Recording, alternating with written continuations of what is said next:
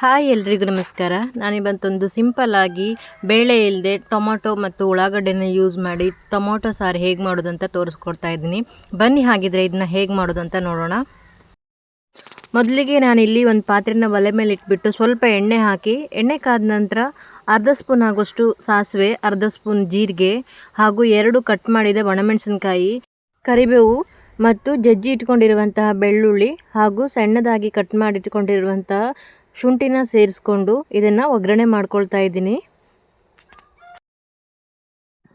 ಇವಾಗ ಮೀಡಿಯಮ್ ಗಾತ್ರದ 2 ಉಳ್ಳಾಗಡ್ಡೆನ ಕಟ್ ಮಾಡಿ ಇಟ್ಕೊಂಡಿದ್ದೆ, ಅದನ್ನು ಇವಾಗ ಸೇರಿಸ್ಕೊಳ್ತಾ ಇದ್ದೀನಿ. ಈ ಸಾಂಬಾರನ್ನು ತುಂಬ ಬೇಗನೆ ಮಾಡ್ಕೊಳ್ಬೋದು. ಯಾವುದೇ ರೀತಿಯ ಬೇಳೆ ಬೇಯಿಸೋ ಥರ ಇಲ್ಲ ಮತ್ತು ಮಸಾಲೆ ರುಬ್ಬೋ ಥರ ಇಲ್ಲ. ಹಾಗಾಗಿ ಇದನ್ನು ತುಂಬ ಬೇಗನೆ ಆರಾಮಾಗಿ ಮಾಡ್ಕೊಳ್ಬೋದು. ಈರುಳ್ಳಿಯನ್ನು ಗ್ಯಾಸನ್ನು ಮೀಡಿಯಮ್ ಫ್ಲೇಮಲ್ಲಿ ಇಟ್ಬಿಟ್ಟು ಒಂದು 5 ನಿಮಿಷ ಚೆನ್ನಾಗಿ ಕಂದು ಬಣ್ಣ ಬರೋ ತನಕ ಹುರ್ಕೊಳ್ಬೇಕು. ಬ್ಯಾಚುಲರ್ಸ್ಗಳಿಗಂತೂ ತುಂಬ ಯೂಸ್ ಆಗುತ್ತೆ ಈ ಸಾಂಬಾರು, ಯಾಕಂದರೆ ಮಿಕ್ಸಿ ಯೂಸ್ ಮಾಡದೆ ಆರಾಮಾಗಿ ಮಾಡ್ಕೊಳ್ಬೋದು. ಈರುಳ್ಳಿ ಎಲ್ಲ ಚೆನ್ನಾಗಿ ಫ್ರೈ ಆದ ನಂತರ ಇದಕ್ಕೆ ಇವಾಗ ನಾನು 1/4 ಸ್ಪೂನಷ್ಟು ಅರಿಶಿನ ಮತ್ತು ಉದ್ದಕ್ಕೆ ಹಚ್ಕೊಂಡಿರುವಂತಹ ಹಸಿಮೆಣಸಿನಕಾಯನ್ನು ಸೇರಿಸ್ಕೊಳ್ತಾ ಇದ್ದೀನಿ. ಅದನ್ನು ಹಾಕಿ ಒಂದು ಸಲ ಚೆನ್ನಾಗಿ ಫ್ರೈ ಮಾಡ್ಕೊಳ್ಳಿ. ಇವಾಗ ಇದಕ್ಕೆ 1 ಸ್ಪೂನ್ ಆಗುವಷ್ಟು ಖಾರ ಪೌಡರ್ ಮತ್ತು ಅರ್ಧ ಸ್ಪೂನ್ ಆಗುವಷ್ಟು ಧನಿಯಾ ಪೌಡರನ್ನು ಸೇರಿಸ್ಕೊಳ್ಬೇಕು. ಹಸಿಮೆಣಸಿನಕಾಯಿ ಹಾಕಿರೋದ್ರಿಂದ ಆಲ್ರೆಡಿ ಇದಕ್ಕೆ ಖಾರಕ್ಕೆ ಅನುಗುಣವಾಗಿ ಖಾರ ಪೌಡ್ರನ್ನು ಸೇರಿಸ್ಕೊಳ್ಳಿ. ಹಾಕಿರೋ ಮಸಾಲೆ ಸ್ಮೆಲ್ಲೆಲ್ಲ ಹೋಗಬೇಕು, ಅಲ್ಲಿ ತನಕ ಇದನ್ನು ಚೆನ್ನಾಗಿ ಫ್ರೈ ಮಾಡ್ಕೊಳ್ಬೇಕು.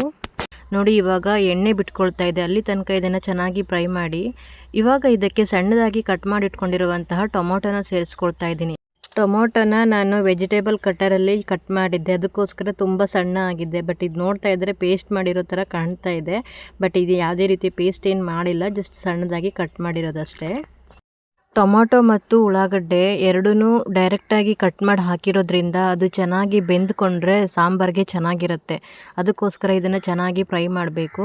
ಇವಾಗ ಕೊನೆಯಲ್ಲಿ ಇದಕ್ಕೆ ಒಂದು ಕೈ ಹಿಡಿಯಷ್ಟು ಕೊಬ್ಬರಿ ತುರಿನ ಸೇರಿಸ್ಕೊಳ್ತಾ ಇದ್ದೀನಿ.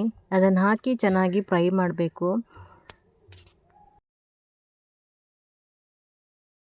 ಹಾಗೆ ರುಚಿಗೆ ಬೇಕಾದಷ್ಟು ಉಪ್ಪು ಮತ್ತು ಕೊನೆಯಲ್ಲಿ ಕೊತ್ತಂಬರಿ ಸೊಪ್ಪನ್ನು ಸೇರಿಸ್ಕೊಂಡು ಇದನ್ನು ಒಂದು ಸಲ ಚೆನ್ನಾಗಿ ಮಿಕ್ಸ್ ಮಾಡಿ.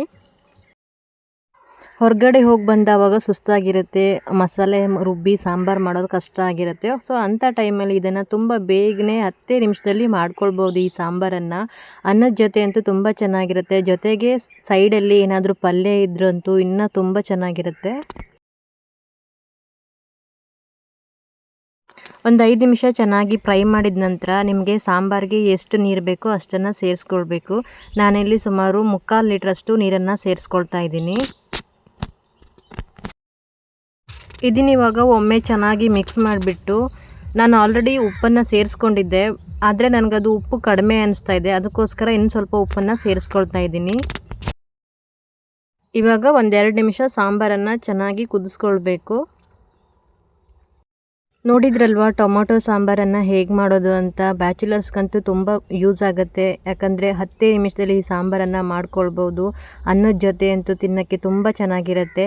ಹಾಗಿದ್ರೆ ನೀವು ಒಂದು ಸಲ ಟ್ರೈ ಮಾಡಿ. ನಾನು ಮಾಡಿರೋ ಈ ವಿಡಿಯೋ ನಿಮಗೆ ಇಷ್ಟ ಆದರೆ ಪ್ಲೀಸ್ ಲೈಕ್ ಆ್ಯಂಡ್ ಸಬ್ಸ್ಕ್ರೈಬ್ ಮಾಡಿ ಆ್ಯಂಡ್ ಸಪೋರ್ಟ್ ಮಾಡಿ.